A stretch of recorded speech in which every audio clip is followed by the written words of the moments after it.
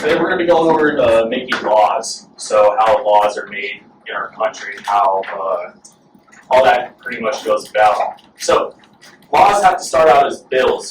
Okay, so a bill is a proposed law that is presented to the House or to the Senate. All right, many bills come from the executive branch and on over.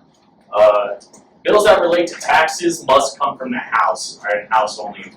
Typically, bills that involve some sort of the public have to come from the House, not come from the Senate, kind of vice versa. And any other issue may come from any other branch, so we can get any other issue that is voted upon comes from either the House or the Senate. It really doesn't matter too much.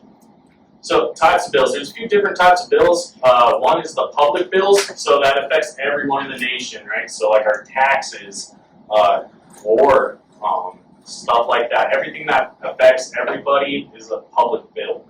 Right? And then we got private bills. Private bills are measures that apply to certain persons or places, usually not the nation as a whole. Right? So we kind of talked about that yesterday, right? The differences between the public and private bills. How bills get their names. Right? Bills that are introduced are marked by two things. Alright, it's either going to start with an HR or an S. Alright, the HR is for the House of Representatives, and the S is for the Senate. And after each bill, they end with a number. Example, like 810 would be the 810th measure introduced during the congressional term. Alright, so bills don't have their own special made-up number. They're usually made in order of what number that bill is introduced into the House or the Senate. Alright. And then after the letter and number, a clerk provides a brief description of the contents of the bill. Example, HR 5260 was the Reduced Cost and Continued CARES Act. Does that kind of make sense?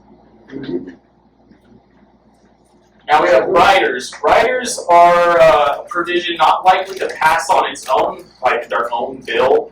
And they must be attached to another bill in order to get passed, hence the word rider. Alright, they're often attached to bills so that the parent bill does not pass and gets vetoed by the president. Bills must be accepted in their entirety. The president cannot pick and choose which parts of the bill to sign off on or not. Alright, riders are very, very controversial. There's many different types of controversial riders that have been attached to bills. For example, what we know is the end of the net neutrality, right? That happened back in 2016. That was super, super big. Alright, that was attached to a bill related to military and veteran construction projects. Alright, had nothing to do with that actual bill, but that rider was attached. So that way, the project, right, the bill itself can actually get passed. Okay. And then also you got the Real ID bill, which was attached to the Emergency Supplemental Appropriations Act for Defense and the Global War on Terror and Tsunami Relief. Alright, Real ID, right, we all have those these days, or we should be getting them. We have, I think, until 2025 to get them. That's basically going to be our new, like, passport, kind of how, for us to be able to fly and all that. Yeah. So who adds the riders? So the riders, they can come from basically everywhere. A lot of the riders are like special interest stuff, right? People who run for the House and the Senate, they make promises to us, like, we're going to get this passed for you guys. And a lot of these riders, they know that they won't pass on their own, right? So they'll attach these to the rider or to these other bills. So it can come from basically everywhere. As I said, they're basically not something that is related to bill at all. Alright, riders are very sketchy. They're often called bully. Like, it's used to basically bully a president, right? So you get an opposing house will attach some riders to a certain bill. And that way the president is like, well, I need to pass this, right? It's good for the nation, it's good for my campaign, it's good for my image. But we have some of these riders in here, and usually the president has to decide if that rider is worth actually passing that bill. Okay. Now we got Christmas tree bills.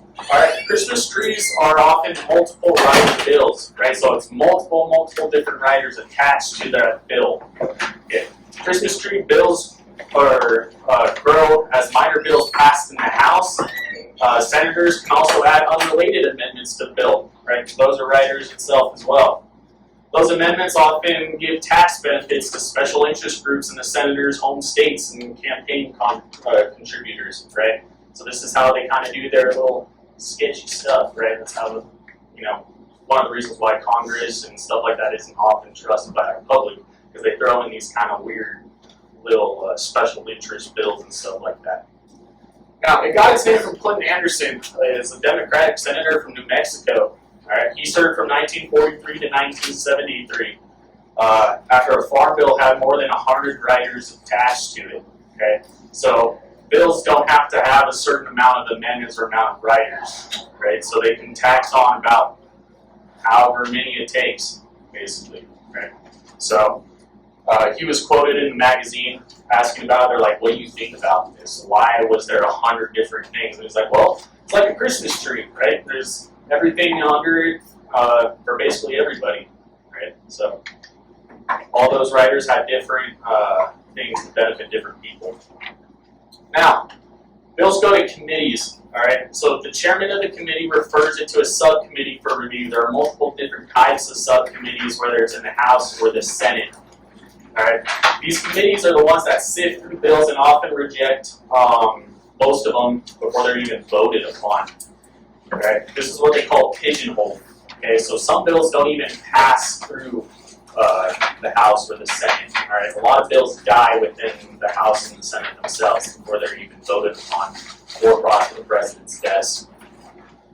Most bills that come from other outside interest groups are often affected by the pigeonholes, right? So that's why we get like rider bills, okay? They won't pass on their own, so they'll attach them to other stuff. Does that make sense? So, discharge petition.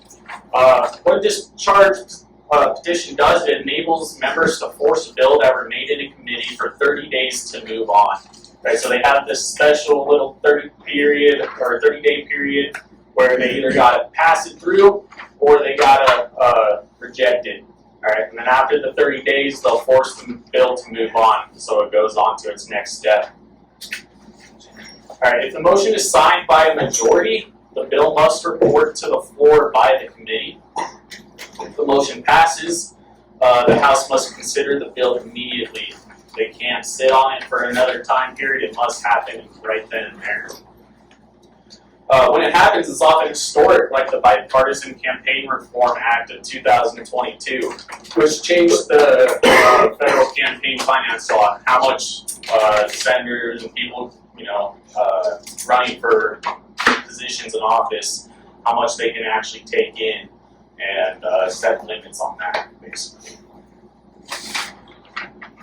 So, subcommittees, right? So, bills that reach a committee almost always refers it to a subcommittee, right? So there's committees and there's subcommittees and there's subcommittees. All right, these subcommittees are built for more controversial bills. All right, they can call witnesses to testify and produce evidence for a bill. A lot of your House representatives and a lot of your senators are part of multiple different types of subcommittees, right? And that's what they kind of do to be able to, I don't know how to say it, basically make sure that the bill that they are doing is right towards their campaign and stuff like that, towards their promises, basically. Now, committee actions. Once a subcommittee completes its work, the measure goes to a full committee. All right. Now, the full committee, at the chair's direction, can do a lot of stuff. All right. They can make it a do pass, where the chair must steer the bill through the debate floor.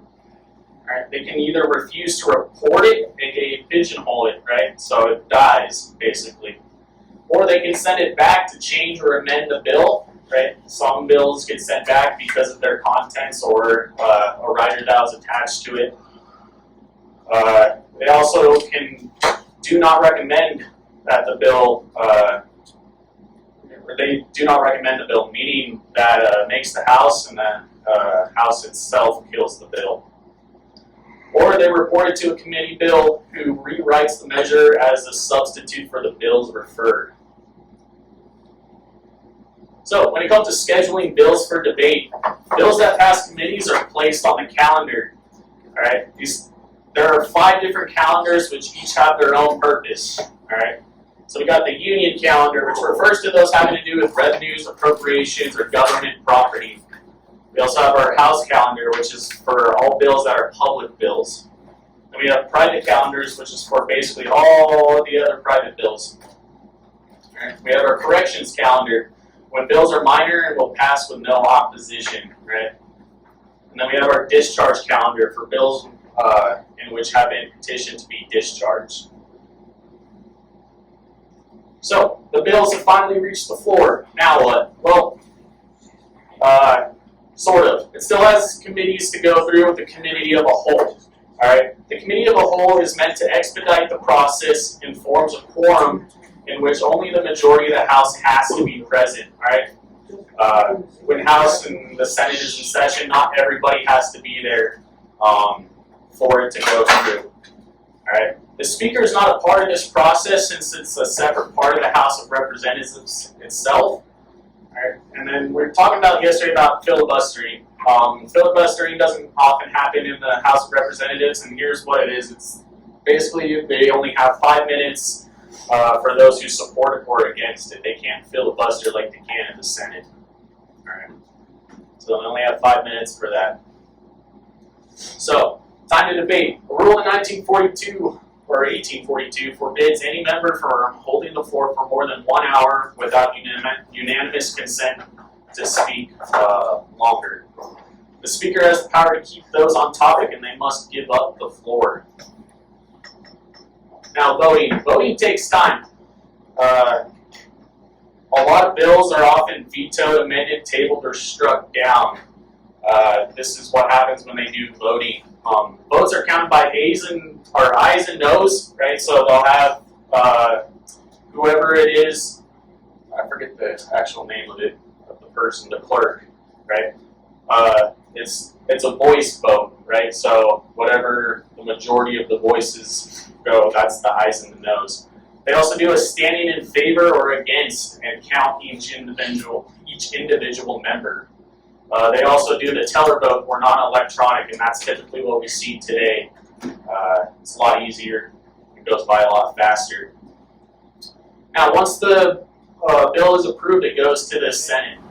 All right, so we're going to give examples with the definitions. All right, so a 2022 bill that was passed that helps a Nigerian student earn citizenship. Is that public or private? Private. Dog right there. A 2011 Budget Control Act, which raises the debt ceiling. Was that public or private? Public. Public, all right? It affected everybody. Get it. All right. Now, a measure applying to specific persons or places. Is that private? All right, it's the definition. Private. All right. Now, resolutions.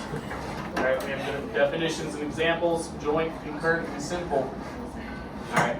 Both houses together recognize and honor the sacrifices of military families. Joint, simple, is it a definition or is it an example? Okay, it can be an example. All right. Joint or simple or concurrent? Yeah. Joint? Yes, Say joint? Both houses. Concurrent. Hold on. Read the. Yeah! It's concurrent. All right. Nice job. All right. Congress declares war on the Empire of Japan. Is that joint, simple? Simple? No. Joint. It's joint, right? Everybody was involved. All right. Now, a proposal dealing with either the House that does not require the President's signature, joint or simple? Simple. All right.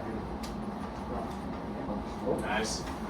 All right, and then a proposal dealing with special circumstances with the forces of law. Let me think about this. Joint. Joint? I'll go with joint. You guys are smart. All right, process of elimination. All right. A legislative measure that deals with only one chamber of the legislature is called A, bill, B, concurrent resolution, C, joint resolution, or D, simple resolution. Simple. Hold on. Let's think about D, it. D, D. Simple. Yeah, we'll go D. Check it. No answer? That's All all. right. All right. The two types of legislative measures that must be sent to the president for approval and have the force of law when passed are A, joint resolutions and simple resolutions, B, bills and simple resolutions, C, bills and joint resolutions, or D, joint resolutions and concurrent resolutions. We'll go with C. Yeah. C. Yeah. C? Let see. Promise? Oh, I don't know. No. Yeah. Oh yeah. There we go.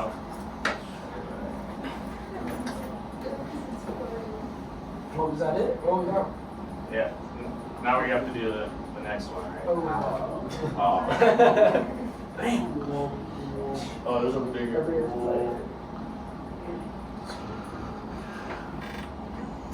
Okay. Good. Alright, kind of review what we talked about earlier. Alright. So the introduction, the House. The Speaker of the House gives the first reading sent to standing committees. Okay, and then the Senate is when they introduce Senator reads twice, and then it's sent to a standing committee. Alright, does that make sense? Yeah. Yeah? Okay. Alright, once it gets to the committee, the chairman refers it to a subcommittee, and it gets sent back to a full committee for approval. In the Senate, the chairman refers to a subcommittee, and it's sent back to the full committee for approval. Alright, kind of same thing. Alright, scheduling. In the House, you guys remember we have 5 different calendars. Alright, so the bill is placed on one of those 5 calendars, and the Rules Committee must approve the schedule.